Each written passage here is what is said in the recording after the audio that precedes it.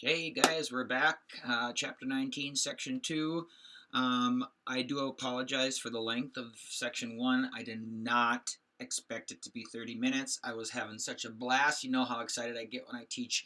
And that time just flew by for me. And when I stopped it and I saw that it was 30 minutes, I'm like, oh. So today, my goal is to not go that long.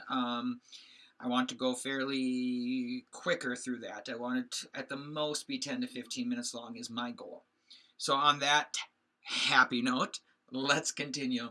So section 2, we're going to talk about the home front, meaning the war in America. How was it produced? How did we make money? How did people respond to it? Who was the main players? So let's get going. This is the first time in history that we're really going to have a Selective Service Act. What they call this is conscription. We kind of talked about that before in other countries. Conscription was mandatory military service. This was something very familiar over in Europe. Remember, that was one of the reasons why immigrants came over to America, to avoid this forced military service. The idea, progressives, remember Roosevelt, Taft, and Wilson are progressive presidents. A lot of progressives believe that it was a violation of one's rights, forced military service. But Selective Service Act of 1917, let me stop prior to this. Let me back up a little bit. When the U.S. entered the war in 1917, the Army and the National Guard together had a little more than 300,000 troops. That's hardly any. And if you look at the bottom of this slide, they had to draft 2.8 million men, and 2 million men volunteered. So our army was tiny compared to what it will be throughout the war. So now let's get back to that Selective Service Act of 1917. This act mandated all men at the age of 21 through 30 to register for the draft. And it was put into a lottery system that randomly put the names in order of when they were to be called. And then when they were called, it went to draft boards throughout the United States of America. There was a lot of draft boards in communities. And they felt that the draft boards in communities would know better. They would understand better who could go to war and who couldn't.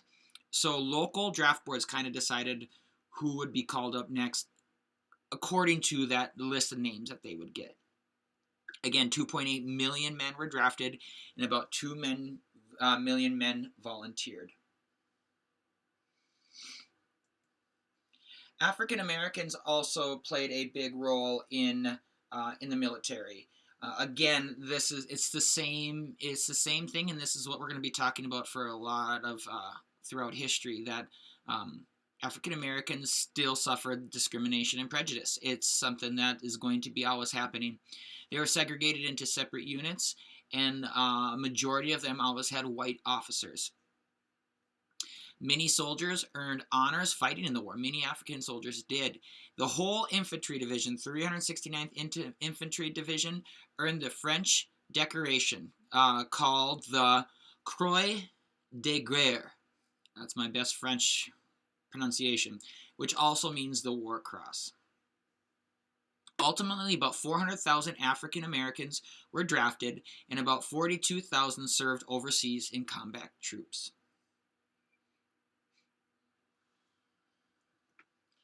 Women in the military,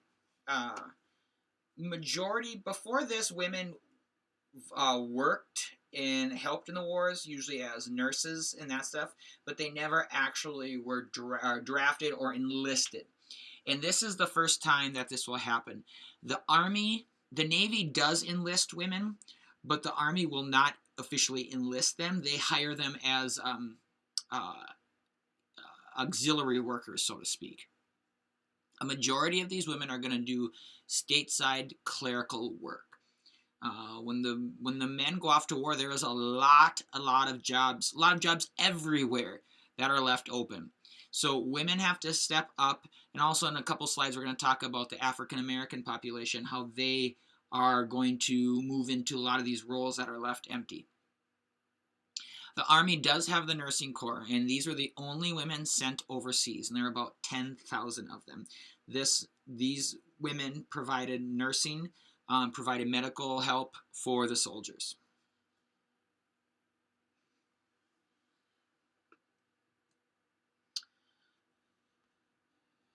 So, to efficiently manage the relationship between the federal government and private companies, Congress created these special boards to coordinate the mobilization of the economy, coordinate goods that are being made, goods that are being processed, goods that shouldn't be made, that are wasting time when we should be making something else.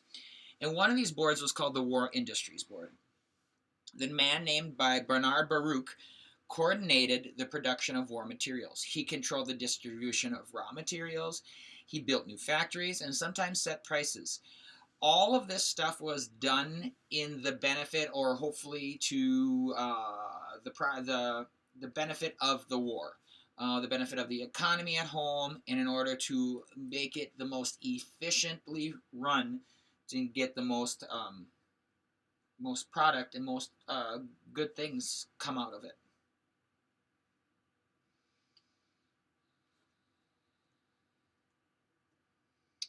Now, the Food Administration. This one is quite interesting. Herbert Hoover, which is a name that we'll hear again. He will be a president end of the 1920s, right before the stock market crash. But he was the head of the Food Administration, and he believed in the way that he thought to win this war was with food. Okay, food will win the war. Don't waste it. So as you look on the bottom, Victory Gardens. He was a big proponent of people raising their own food. If we raised our own food, then there would be more food for the soldiers. Okay, wheatless Mondays. You don't eat bread on Mondays. Therefore, there's a bunch of bread that won't be eaten on Monday too, so it helps out the supply for the soldiers. Same thing with meatless Tuesdays, porkless Thursdays.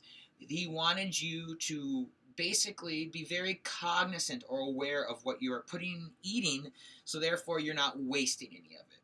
Up in the corner underneath the big words food, it says buy it with thought, cook it with care, use less wheat and meat, buy local foods, serve just enough, and use what is left.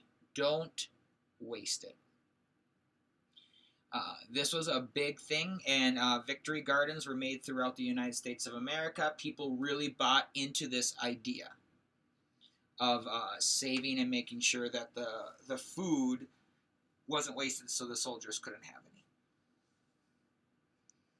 And talking about wasting things, the same idea came for fuel. Fuel that made electricity, coal, all this stuff. And as you can see on that poster, light consumes coal. Save light, save coal. So the first thing that they did was the daylight savings times. You know, now that's kind of kind of something that we have to do, remember, twice a year. And frankly, I think it's kind of a pain in the butt. But this is why it came. Daylight savings times, that's what we're in right now. We move our clocks back so we can get the most of the daylight. Okay, we move them back so we can get more, move ahead so we can get the most of the daylight. The more daylight we have, the less electricity we consume. You don't need to turn on your light in order to see. You don't need to, you don't need to do a lot of this stuff. So the less lights we have on during the day, the more coal we save, so that can be used in the war effort. Same thing with shorter work weeks for non-war factories. So if you weren't producing any stuff for the war, your work weeks might look like a 3-day week, a 4-day week. You know, those extra days that you weren't working was using less coal, was using less materials that could be used for the war effort.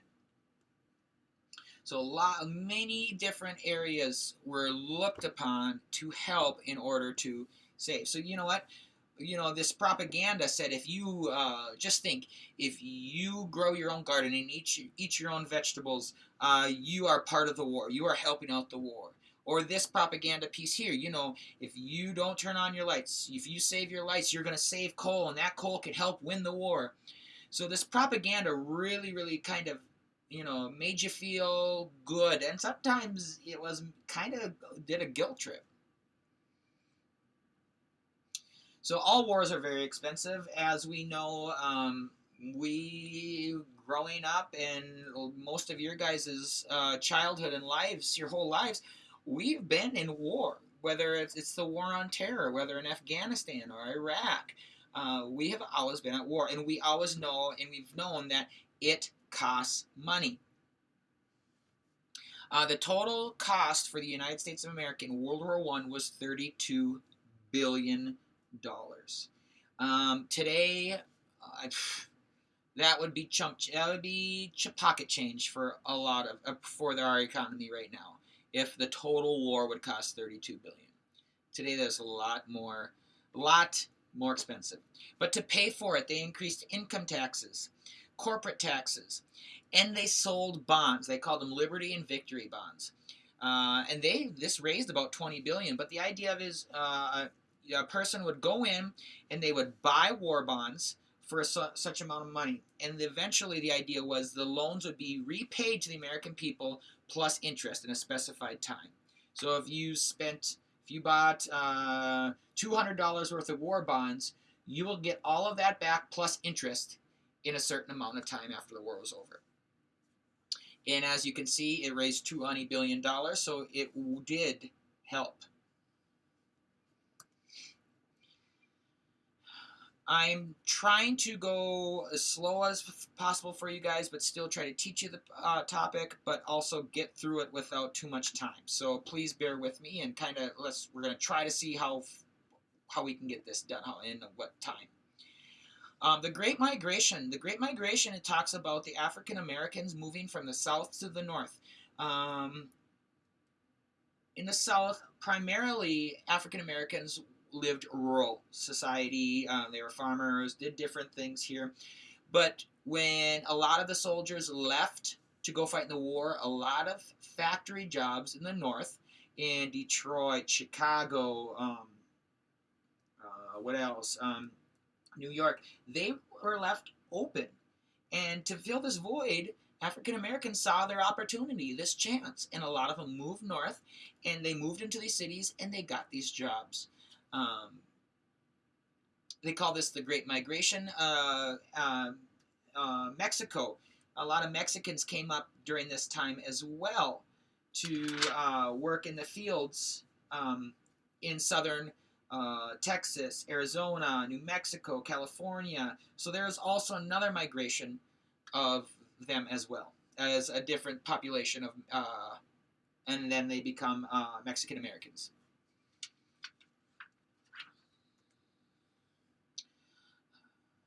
The Committee of Public Information is basically, their job was to sell the war.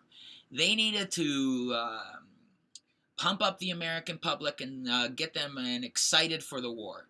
If people were excited for the war, they would buy more war bonds. They would grow more vegetables. They would be more careful on what they bought at the grocery store. And this Committee of Public Information made pamphlets, news bulletins. On the bottom there's posters. A lot of those posters that we would call now as propaganda. Propaganda is basically the idea of selling the idea of war. 4-Minute Men were men that were stationed around the United States, and their job was to give a speech in 4 minutes to rally the people for and be for the war. You would see some of these guys in front before a public event, before a theater production or a band concert. They would get up in front and give their 4-minute talk, and then they would leave, and then the spectators could enjoy what they were doing. Also, motion pictures. Motion pictures were a form of propaganda. They would use it to instill the popularity of war.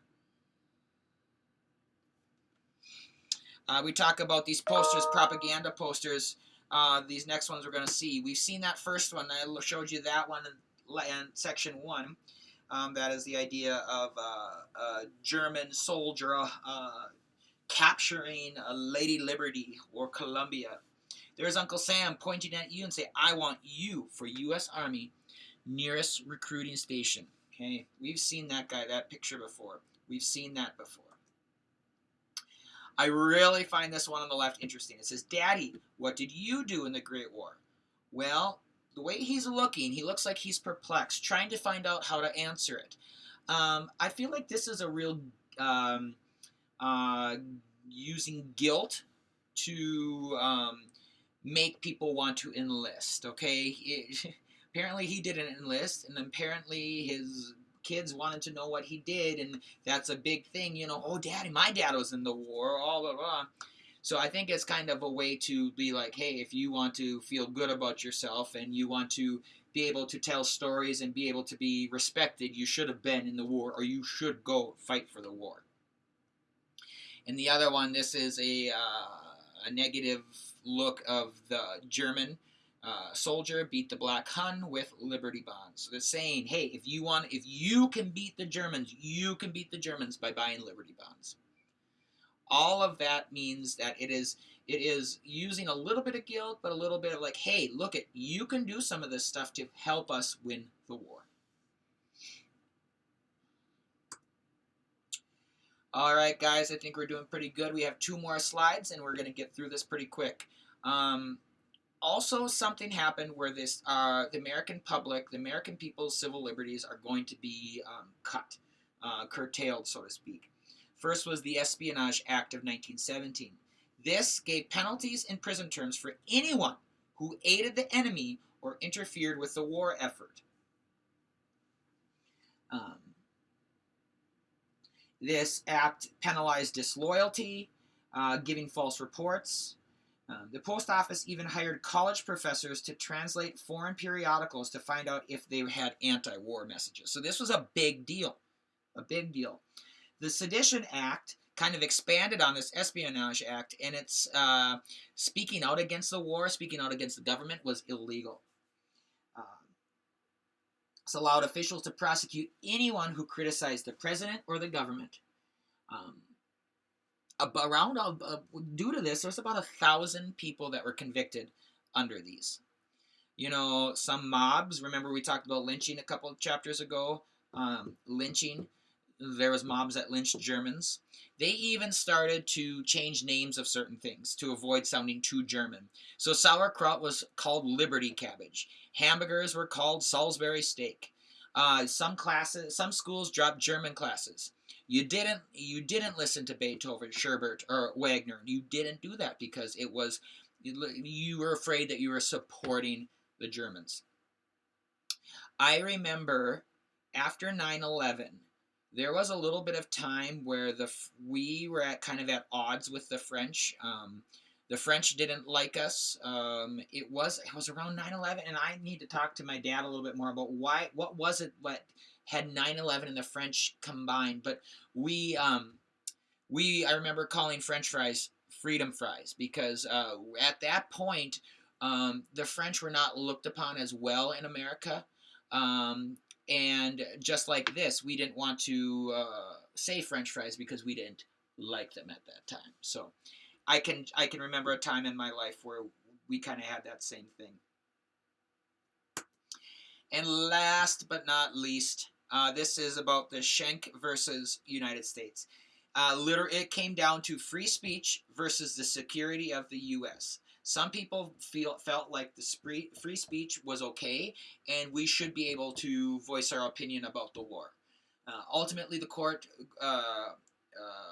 rules on the favor of the security of the U.S., and this is the major opinion that comes out of it.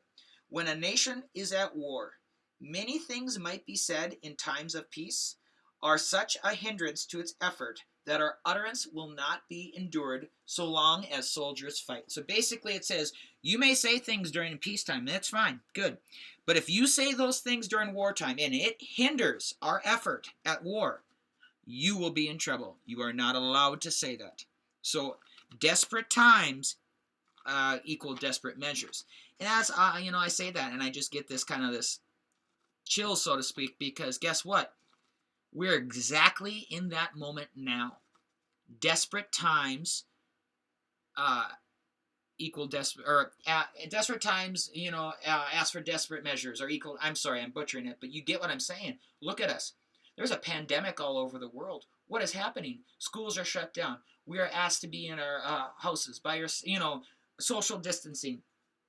Businesses are being shut down. I mean, the government is mandating a lot of things. Now, would they do that during peacetime? Would they do that during a time when everyone's healthy? No. But when some things happen, The government has to come in and make sure that we keeps us safe. That's just a little side thing, but interesting how that can connect with World War I and freedom of speech to now, and our freedom to basically be able to freedom to gather. Yeah, right now we can't gather with people groups larger than 10. You know, that's our freedom to gather. That's our freedom of speech. That is our freedom of freedom. So cool. Not so cool that we're in it, but cool that we can see how this, and we can feel and get an idea of how it felt in World War I. Okay, again, here we go. I just get all excited about this stuff, don't I? So, thank you guys for watching. Hopefully I haven't pushed pause yet or stop, so I don't know how long it is, but I'm hoping it's shorter than 30 minutes. But remember, again, there will be that blue link underneath, and it'll say Chapter 19, Section 2 Comprehension Notes. You click on that, you answer those 3 questions, and that'll show me that you followed along and listened. Again, thank you so much, guys. Please, if you have any questions, get a hold of me. I have my email that you can get through Canvas. You can text me or call me on my phone number that I've provided for you. And I do have Twitter. I am at Mr. P History, and Mr. is spelled out M-I-S-T-E-R. If you would look on that Canvas, on that schedule, you will see that. I've already posted a couple things. I took a picture of my office that I am working out of to show you guys. So please, we can do some fun things on that. Again, thank you, and we will talk to you guys later.